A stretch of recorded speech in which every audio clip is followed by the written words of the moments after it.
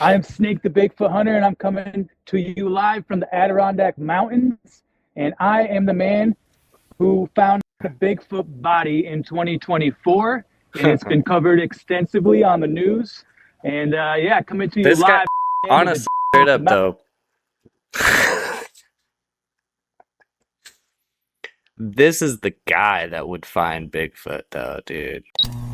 Reminder, the show is about conspiracies and conspiracy-related topics of our choosing. If you don't like it, then viewer discretion is advised. Yo, what's up, you guys? Welcome back. Welcome back for another one. Today we got a good one. We are talking about Bigfoot. Love talking about Bigfoot. What do you guys think? You guys heard of this Snake the Bigfoot Hunter? Apparently he's found Bigfoot. He's been on all kinds of talk shows, all kinds of radio stations. He said he's found Bigfoot, you guys. So we're about to see exactly what this man's talking about.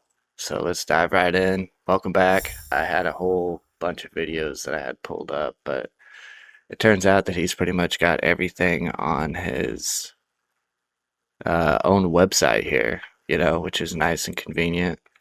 Shout out to Snake the Bigfoot Hunter for making all this very convenient. He's also the author of the Bigfoot Bible. So let's get right into it. We're going to start off with an introduction for Snake.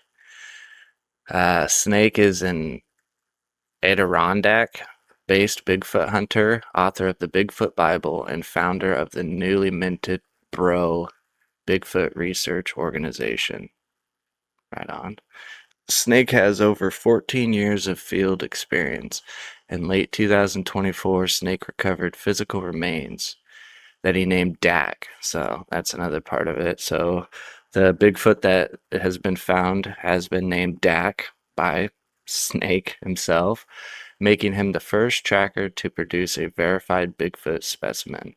Today, supported by DNA results from Cornell, expert verifications, and Native American tribal validations, Snake serves as a primary source for authenticated Bigfoot evidence and research. As he puts it, everyone else is just flapping their lips. Alright, so, bold claims right there out of the gate, We got the Bigfoot Research Organization. You guys can go see Bigfoot at the next New York State Fair. Oh, that's coming up, Just a couple more days. Go see Dack yourself. And so let's get right into some of these photos here.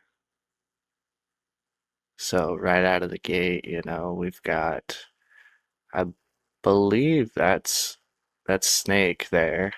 And this is exactly how he found him, I believe, before anything was moved.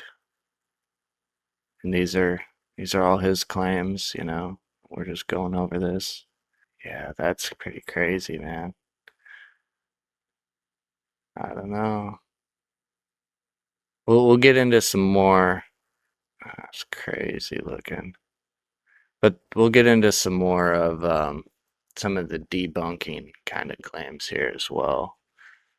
And I'm not sure why it looks so shiny. I'm not sure if he's keeping it frozen or what the deal is, but I would have to say that. And again, I have no clue about body decomposition. I'm not an expert on that by any means. I'm just a average guy looking at this from outside. So then we can get right into some of his videos here. There are a lot of skeptics out there questioning Snake's discovery, so we decided let's go to the source. Charles Stewart, better known as Snake the Bigfoot Hunter, joins me now. He's also the author of the Bigfoot Bible. Thank you so much for taking the time. First, how did you find these remains, and what made you think initially this could be Bigfoot's remains? Well, I found it west of Old Fort Central Adirondack Park, and the reason I found it was just being in the right area where I could smell it, because this body was decaying, and I just followed my nose deeper and deeper and deeper until, bam, there's this 8-foot long, 300-pound specimen in front of me, and this thing was sitting in a poison ivy patch and just was absolutely disgusting. And based on what we figured out, this was dead probably about 2 days when I had found this specimen. Okay. And what was interesting is next to this body were some larger footprints. And after speaking to a couple other experts, we determined that one of the causes of this specimen's death was probably from getting bludgeoned to death by a larger Bigfoot. So two. Yeah, absolutely. And this could They're have been having over like territory or mating. yeah. We believe it was probably due to mating because this is a male specimen we have, and this was Dude, around I don't know, 18 to man. 20 Some of the pictures year are okay. range, and we figured that out by the death. Some of them are okay. Some of them are rough, man. I don't know. Mental decay. How much? Well, that's what I was going to ask you. This DNA testing, what exactly was the testing and what was it done on? The hair, teeth, soft tissue? What exactly? Yeah, we had blood, hair, and fecal matter, and we just submitted it all and got that done through a friend of mine who worked at the Cornell Veterinarian BioDNA lab. And the results came back, as you mentioned, 58.5% Neanderthal / Denisovan. And that, I had to do a little bit of research myself to figure out exactly what was going on. But the Denisovan is a Asian kind of Neanderthal.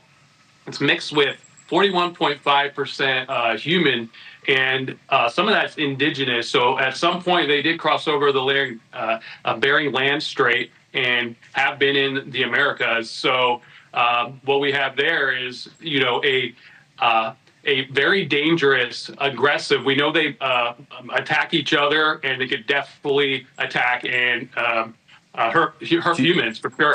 All right, so but 41% human, and just the rest of it 58% Neanderthal, huh? So that's what this university or hospital or whatever he's saying has done the test. I believe it's a university. But one thing I cannot stress here with, go too much further without mentioning, does Snake the Bigfoot Hunter not give you guys just a little bit of like Tiger King vibes? And it's no shot at Tiger King, no shot at Snake the Bigfoot Hunter, but man, it's crazy. I didn't know that there. And if you happen to look like either one of these two gentlemen, keep being you. It's kind of crazy to me. Do you know how long it's been dead for? It was dead about 2 days when I found it. 2 days. So wait a second. Let me understand. So you think it was attacked by another Bigfoot 2 days prior? In other words, there's another living Bigfoot in that area? Yeah, and I mean, we call them Bigfoot, but these are like Neanderthal human hybrid. And there's another one that attacked this one. And one of the interesting things we found on our specimen, which we showed to 60,000 people, was this reproductive bone. And that's an anomaly that the Bigfoot has that is also in polar bears. And these are adaptations that allow it to procreate in an aggressive way. And that leads us to think that they don't actually form families. I just wanted to pause it right there so we can get kind of a decent shot. I don't know, man. Units, they're very nomadic. If they do engage, it's for that aggressive procreation, and then they go their separate ways. So I'd like to know how is it being frozen? So here's the part. Here's where we get into some of the debunking part. So this whole Cornell University is a big key factor in all of this, right? So Cornell has actually made claims that they have never run any such test. And the DNA results, I mean, it looks like what you would see coming back from, what you would almost expect to see coming back from a Bigfoot. As you scroll down here to Mr. Snake is claiming that there's a $10 million lawsuit against Cornell over this exact topic. So, whether you believe Snake or whether you believe Cornell, let's see if we can find what Cornell University has to say. So, Cornell University has denied conducting DNA tests related to Bigfoot. Recently, claims surfaced from a self-identified Bigfoot hunter, Charles Stewart, who alleged that a DNA test from Cornell proved the existence of a Sasquatch, suggesting it was nearly 60% Neanderthal. However, Cornell University refuted these claims, stating they did not perform any such testing. And he's suing them now. It's where it's starting to get a little interesting. Whose side are you on? Let me know in the comments. Team Cornell, Team Snake. Let's get some more testimony before we be making our decisions here. For oddities and never before seen exhibits, but the newest feature at the New York State Fair may take the cake. Bigfoot's remains will be on display at the fair. This is your chance to get up close and personal with the mythical beast. We're told Bigfoot named Dack was found in the Adirondack Mountains, is 8 feet tall, and his cause of death remains unknown. We spoke with the team's leader who found this alleged Bigfoot ahead of the Great State Fair.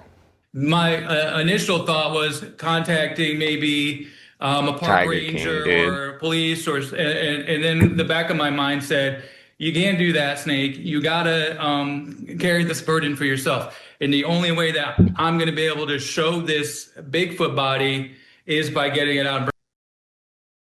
What the hell is hanging on his back wall, dude? Is that a gator with some ferns? Like a gator's head with some ferns there? We gotta see this. What's in its mouth, man? This Bring it guy, directly to the I'm people. telling you, man. That's literally the plan. Snake the Bigfoot Hunter. For more details on the big find, visit our website, cbsxalbany.com, and you can hear the full interview with Snake Stewart about this discovery. Let's play something else here. Hello, I'm so glad you're with us for another episode of 15 with Justine. Here I'm we just go. welcoming our guest today. Who do we get to chat with? Who do we get to meet? It's probably going to be someone cool and interesting, and they're out in the wild. Hi, what's your name and what do you do? What's up, Justine? I am Snake the Bigfoot Hunter, and I'm coming to you live from the Adirondack Mountains. And I am the man who found the Bigfoot body in 2024. And it's been covered extensively on the news. And yeah, coming to you This guy, live from the land honestly, of the straight giant up though, this is the guy that would find Bigfoot though, dude. Man. And again, it's no shot at Snake the Bigfoot Hunter, dude. He's got a style, and I can actually appreciate it. But god damn, could you imagine him and Tiger King like behind the camera together? Ooh. mountain country. I'm sorry. I just opened up the folder, and there is a photo of you with Bigfoot's body. And I think everyone needs to see this immediately so we can ask Snake about this. What is going on here? Well, what you got there, Justine, is an 8-foot-long, 300-pound Neanderthal. This is a humanoid. This is DNA that we had done later. We found out that that is a humanoid. That is 58.5% Neanderthal. The rest of that is human. Okay, so that's different elements of human across Europe and all the way through into the indigenous Native American people here in the United States. And we had to taxidermy this thing. Now, let me tell you, this thing was so stinky when we found it. It would stink on top of stank. It was a putrid odor, and there was a lot of vomiting happening. We were able to tax. See,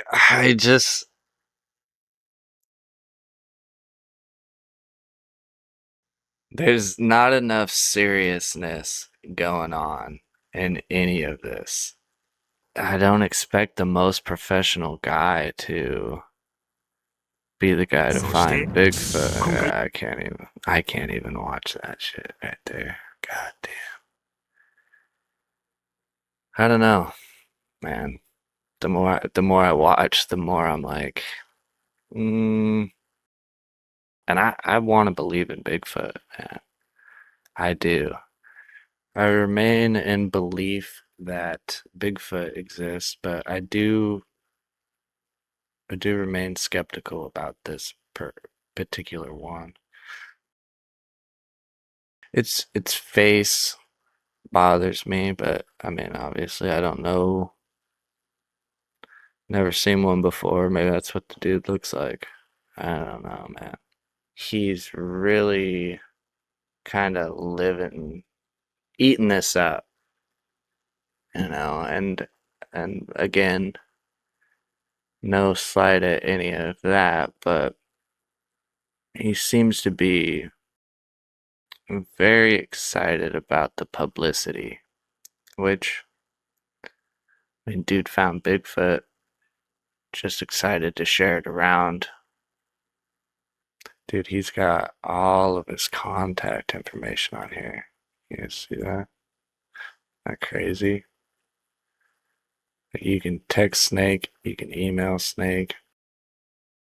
Crazy, man. Alright, you guys, I think that's going to be about it for that one. Let me know what you guys think in the comments, Are you team Snake the Bigfoot Hunter, or are you team Cornell University and skeptics, I'm right there probably in the middle, leaning towards skeptical on this particular one. Not in land of Bigfoot, just this particular case. It seems too showboaty for me. And that's just my opinion, But be sure to let me know what you guys think. And thanks for being here. And we'll see you on the next one. It's a conspiracy that no one's watching, okay? That dude was an alien that was at the Taco Bell drive. That dude had no idea where he came from outer space. Now, the dark side of the moon, which no one can ever see, it has a fucking base on it.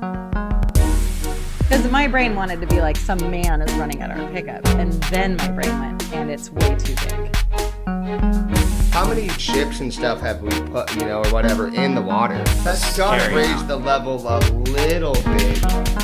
And if you watch it on a full moon, it glows out so bright around the outside of the moon that it damn near blinds your eyes looking at it. You either believe it or you cannot believe it. I don't give two fucks, but I am telling you right now, that motherfucker back there is not real. Catch up on previous episodes on YouTube and be sure to follow our TikTok for more related content. Camspiracies, seeking the truth, one episode at a time.